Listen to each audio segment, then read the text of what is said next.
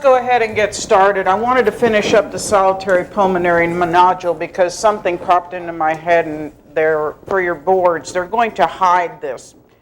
And what's going to happen is you will get a question that says, a 56-year-old woman with a history of breast cancer comes in and her local doctor got a chest x-ray and there's a nodule in her lung.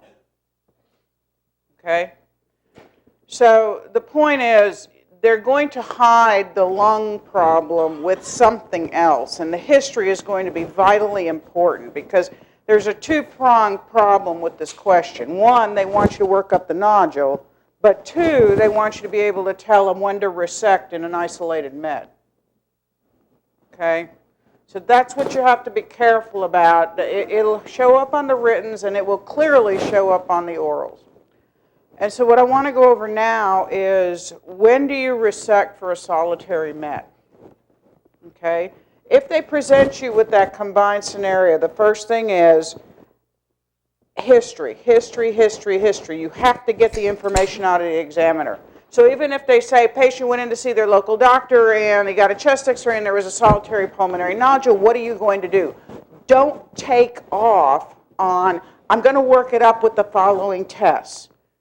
You have to ask the examiner the historical questions to give you a lead. In other words, did the patient have another cancer? Had the patient had other operations? Whatever. They are required to give you that information. So don't forget that on any question that they give you. These are the tumors that will generally give you solitary metastatic lesions. These are the most common ones that you will see. These are in the order of frequency of resection. Okay, so somebody with a history of sarcoma, clearly resect. Somebody with a history of melanoma, clearly resect. Somebody with renal cell, clearly resect. This is also in the order of best prognosis for resection of single nodules. Okay? Bottom line is, if it's a single nodule and it's a single met, we resect. End of story, if it's in the lung. The point is that some of them have better outcomes than others, and this is the order in which they're from best outcome to least outcome. And because it's the nature of the tumor. Okay? If you are presented with the combined scenario and there is a lung nodule, don't get lost in the historical aspects, okay? Don't get lost, had a colon cancer resected 10 years ago, all right? You work up the nodule as if it's a de novo nodule based on the algorithm I gave you. Pay close attention to the history. You can get a CT scan and a PET. There is nothing wrong with that answer. If it's closer to, say, a more proximal resection, say a breast lesion that was resected 2 years ago, you don't have to, but you should. You still want to get tissue to make sure that it's not a new primary, because remember, cancers can be genetic, and the genetics of the person may just make them more prone to other disease.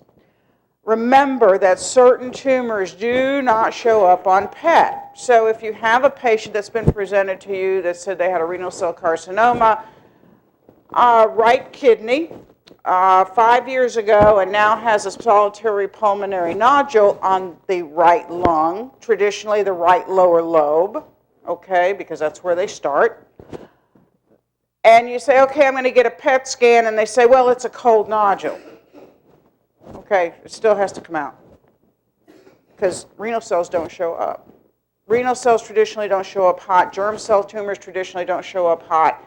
And sarcomas traditionally do not show up hot on PET scan. The other thing, too, is that the patient has been treated with chemo or radiation therapy. The character of the metastasis may change and actually degenerate into something else. So your tests are going to be altered. So don't get thrown off by that.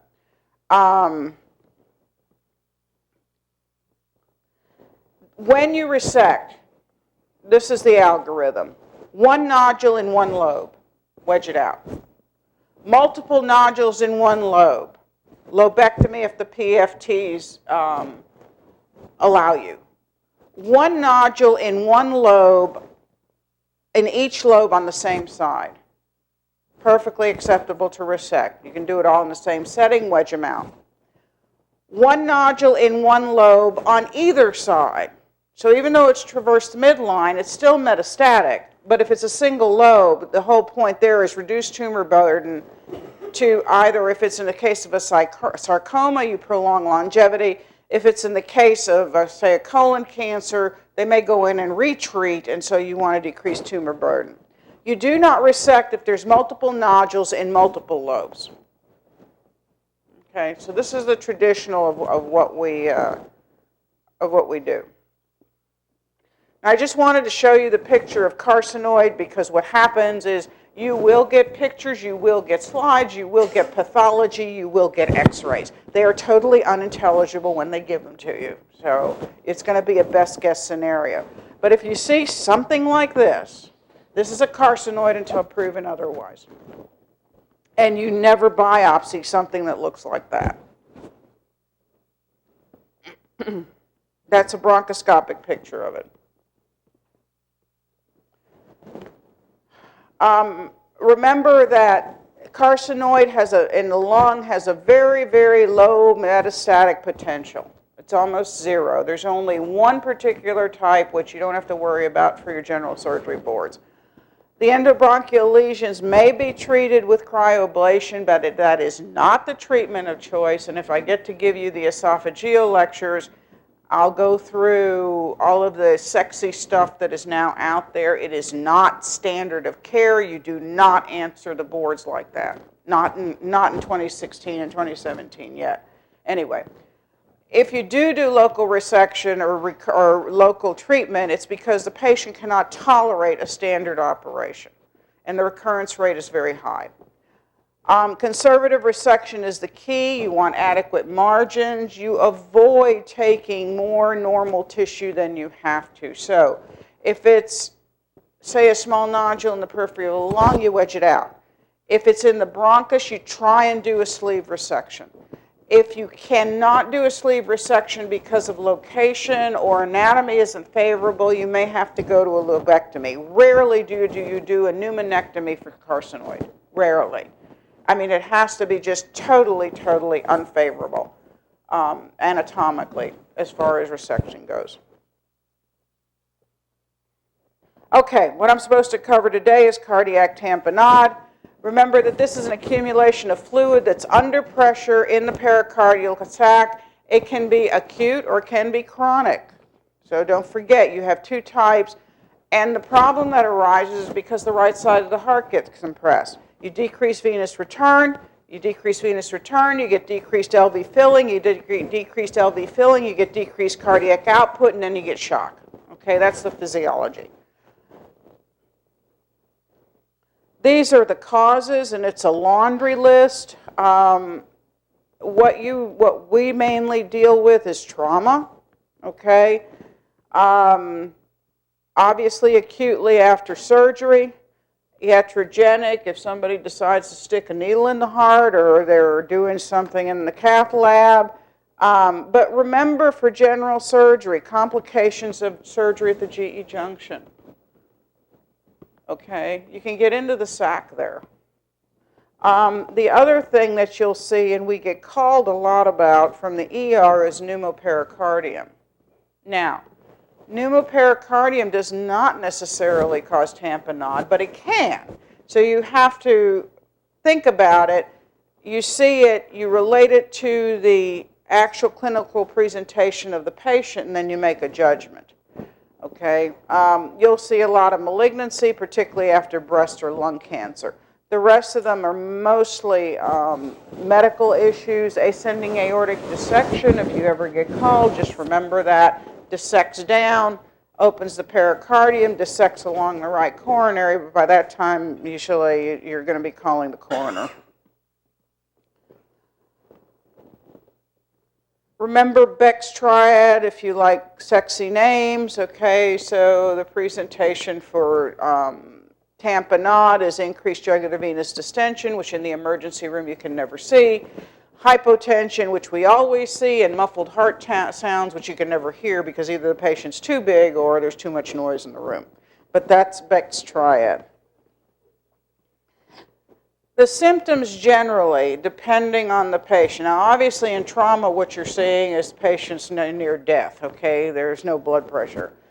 On the floor, however, and particularly for the folks that are on my service, our tamponade physiology most of the time is chronic. It's not acute, okay? They're fine, they're stable, they're a little bit rocky on the blood pressure, but everybody ignores it. They stick their head in the sand, no, bleeding can't happen to me. And they go down 3 or 4 days and they're sort of wandering around with a blood pressure of 90, and then they turn jaundiced and you're wondering what's going on. Okay, so the symptoms can be dyspnea, tachycardia, and tachypnea. All right, low cardiac output, shock, obviously. Weight loss. Weight loss comes from compression of the right side of the heart, expansion of the inferior vena cava, hepatic congestion, pressure on the stomach, and you don't feel like eating, okay? They can get chest pain, highly unusual though. I can honestly say I've never seen that. Peripheral edema is another clue for chronic. This goes along with ascites. So if you have somebody that comes in and say they had a valve replacement 3 weeks ago, okay, and all of a sudden they come in and they don't understand why they have ascites and lower extremity edema, you have to think tamponade. And then, of course, jaundice from just hepatic congestion. This is what it looks like. The test of choice is really, and I'll go through the sequence of the tests. Nowadays, it's the echo, very easy to see. You can see it on a fast scan as well, okay? And you'll see the heart, and it'll just be flopping around in a bunch of fluid. For these patients, if you are able, and it's not in the emergency room after a trauma where you have an obvious blown away chest or something like that, you always want a history and physical. You want to look for jugular venous distension. Remember, when you're looking for jugular venous distension, don't lay them flat. All of our veins go up when we're flat, unless we've been in the OR all day, okay? You want to sit them up at 30 degrees. If it's above the collarbone, then you need to suspect there's a problem. They'll have pulsus paradoxicus, which nobody understands the definition, and the best way I can show it to you is I'll show you an art line tracing.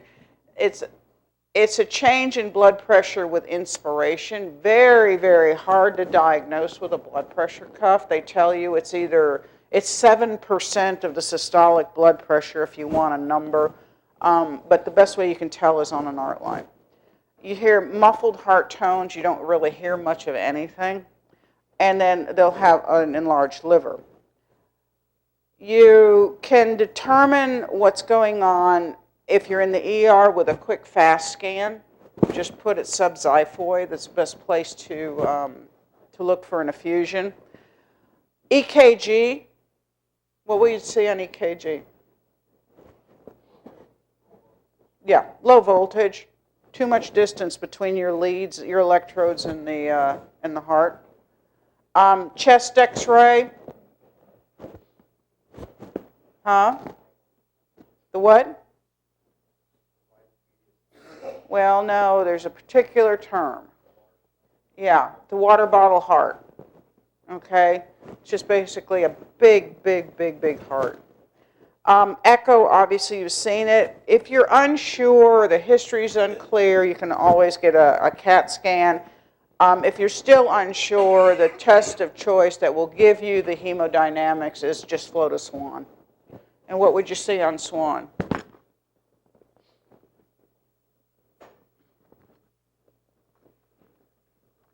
What numbers do you look for on a Swan-Ganz catheter?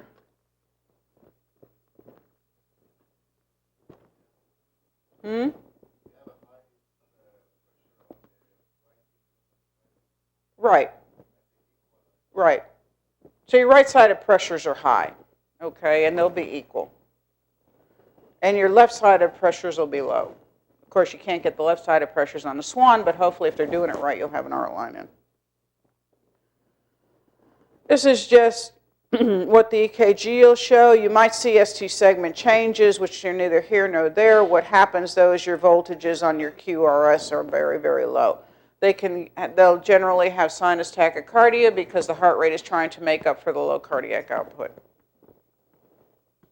This is the water bottle heart. Probably the only time you'll see a huge, huge enlargement of the right side. Okay, the only other time you see that is if there's a cardiac tumor, and you can tell the difference by densities. Echo, which I showed you before, you'll see the effusion. Just the presence of an effusion does not warrant intervention. What you're looking for is you're looking for compression of the right atrium or the right ventricle. That's what drives us to go to the operating room or recommend intervention. Just because it's there doesn't mean you have to do something about it. Patients in congestive heart failure will develop pericardial effusions. Unless we see the compression, you really don't want to intervene. Okay? On CT scan, you'll see the same thing again. The best use for the CT scan is to determine whether you're going to have a problem, whether it's free fluid, whether it's pus, or whether you have constrictive pericarditis, and that's why we use it, okay? Because there is a problem, and you guys don't have to know it for your boards, that constrictive pericarditis, very thickened pericardium, particularly in tuberculosis, can give you a tamponade physiology, and so before running to the operating room, you have to know whether it's chronic or not. And this is for the students, that's the heart. This is the thickened pericardium. Regular fluid will not look like that. There's something else in there.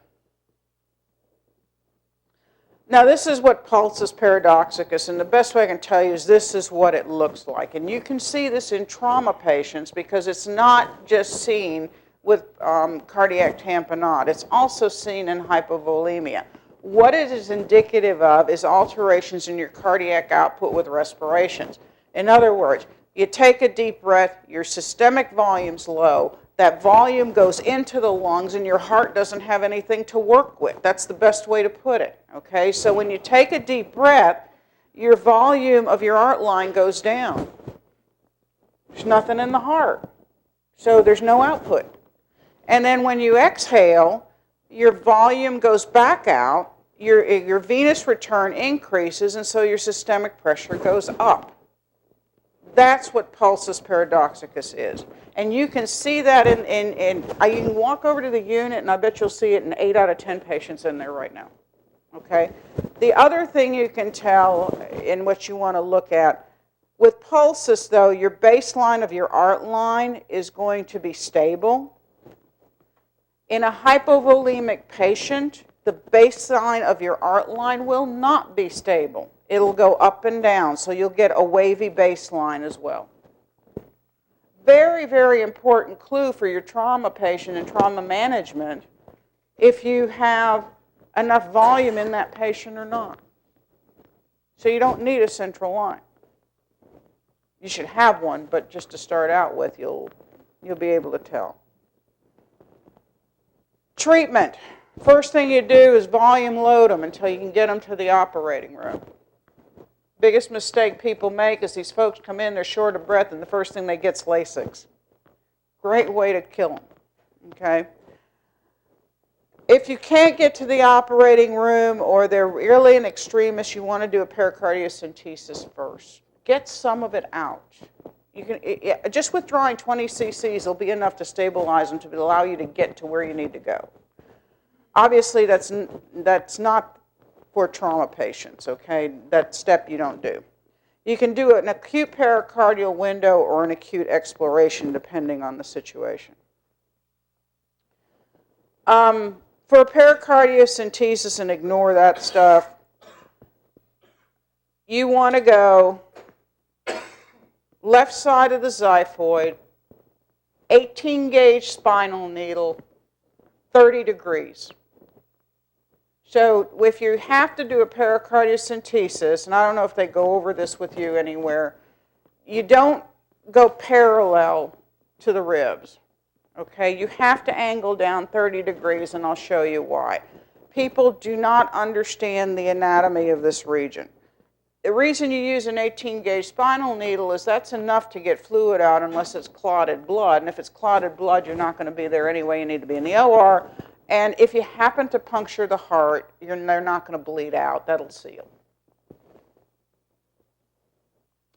The reason you want to go 30 degrees is you have to understand the position of the heart to the diaphragm to the xiphoid. There's a triangle here.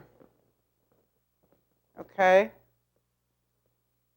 And the heart does not sit against the sternum.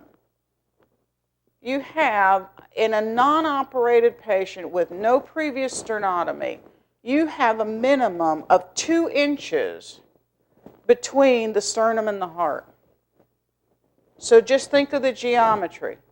If you're 2 inches down and you're 3 inches down, your heart's not going to be here.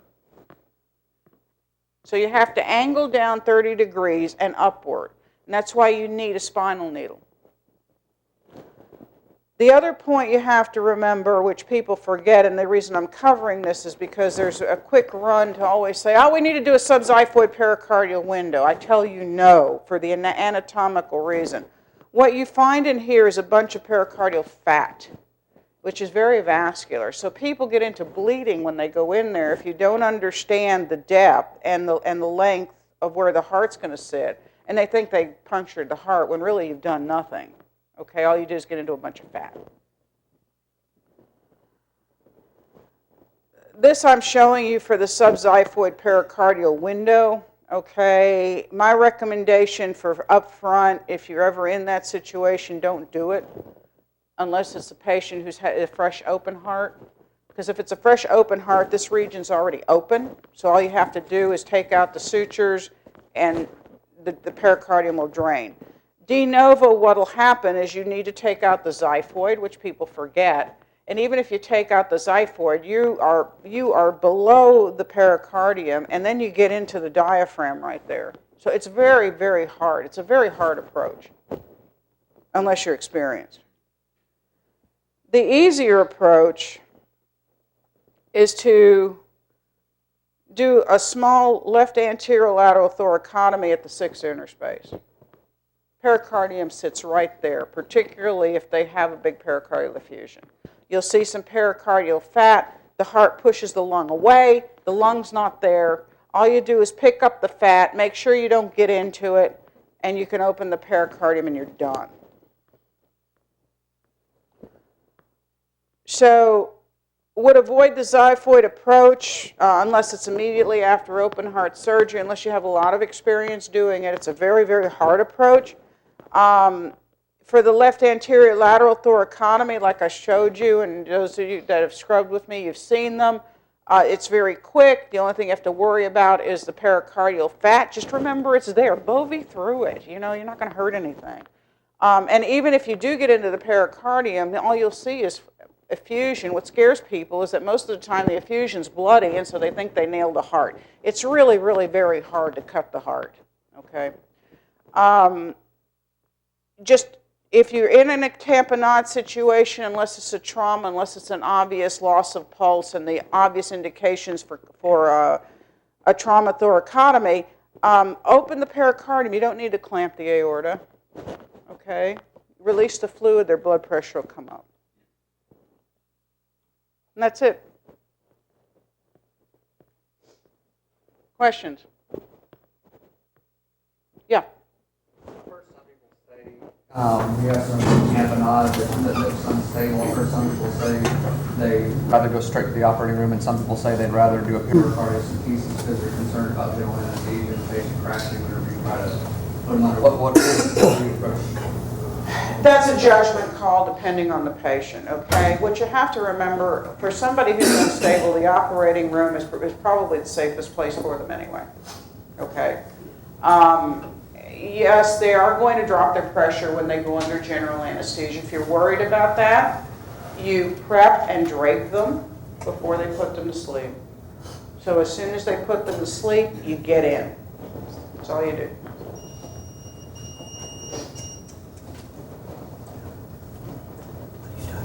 Okay?